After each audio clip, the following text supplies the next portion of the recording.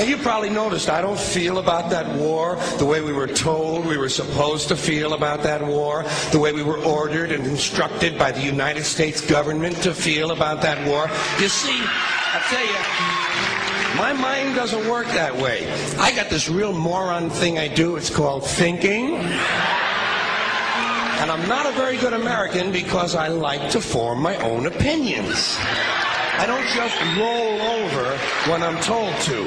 Sad to say, most Americans just roll over on command. Not me. I have certain rules I live by. My first rule, I don't believe anything the government tells me. Nothing. Zero. Nope.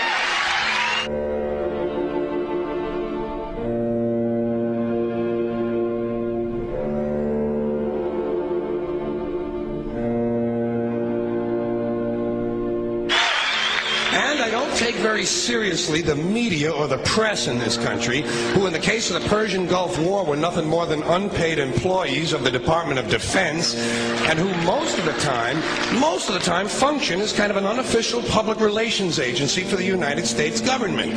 So I don't listen to them. I don't really believe in my country, and I gotta tell you folks, I don't get all choked up about yellow ribbons and American flags.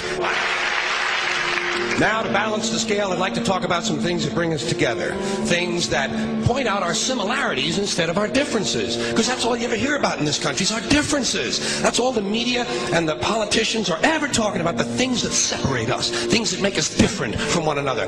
That's the way the ruling class operates in any society. They try to divide the rest of the people. They keep the lower and the middle classes fighting with each other so that they, the rich, can run off with all the fucking money.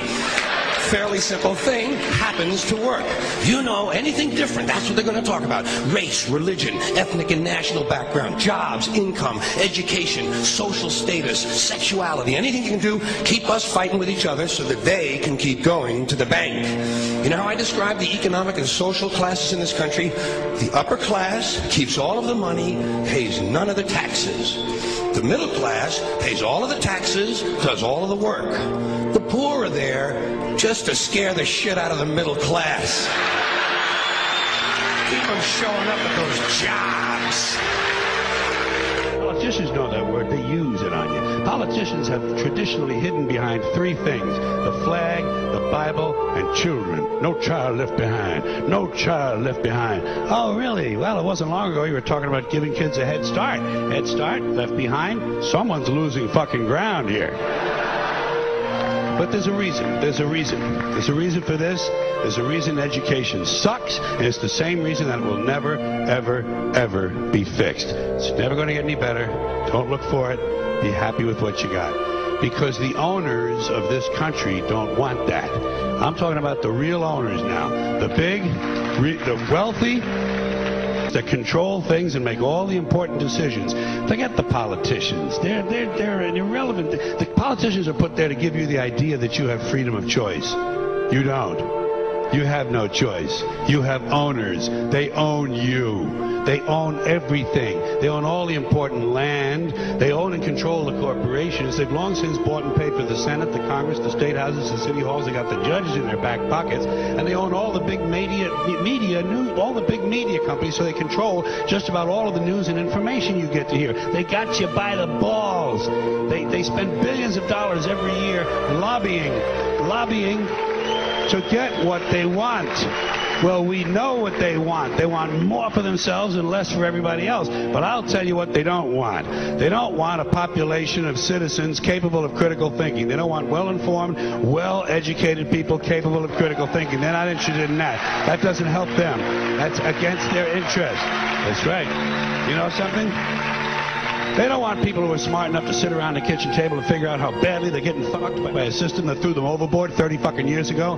They don't want that. You know what they want? They want obedient workers. Obedient workers, people who are just smart enough to run the machines and do the paperwork, and just dumb enough to passively accept all these increasingly shittier jobs with the lower pay, the longer hours, the reduced benefits, the end of overtime, and the vanishing pension that disappears the minute you go to collect it. And now they're coming for your Social Security money. They want your fucking retirement money. They want it back so they can give it to their criminal friends on Wall Street. And you know something? They'll get it. They'll get it all from you sooner or later because they own this fucking place. It's a big club, and you ain't in it. You and I are not in the big club.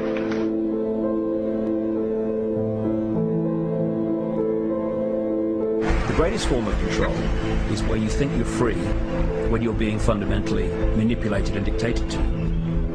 One form of dictatorship is being in a prison cell and you can see the bars and touch it. The other one is sitting in a prison cell but you can't see the bar, you think you're free. What the human race is suffering from is mass hypnosis. We are being hypnotized by people like this. Newsreaders, politicians, teachers, lecturers. We are in a country and in a world that is being run by unbelievably sick people. The chasm between what we're told is going on and what is really going on is absolutely enormous. The greatest hypnotist on planet Earth is a oblong box in the corner of the room. It is constantly telling us what to believe is real. Historically, the control and manipulation of political opinion has been the Freemasons' main weapon in gaining control of countries and states. Once in control of the rulers and politicians of a country, laws and political structures could be changed in accordance with their agenda. However, since restricting the body does not necessarily mean restricting the mind, the Freemason recognizes that their plan for a global government hinges completely on subduing the masses to their agenda, and thus eliminating opposition to their cause. And the greatest threat to their plan, posing more danger than any army or law, is the threat of a free-thinking mind. In order to eliminate this threat and to achieve their objective, the Masons have set about the boldest plan ever devised: the complete control of every aspect of human life, your life. And the weapons they are using against you are in your very homes, entertaining you and your children, and gradually indoctrinating you without you even realizing.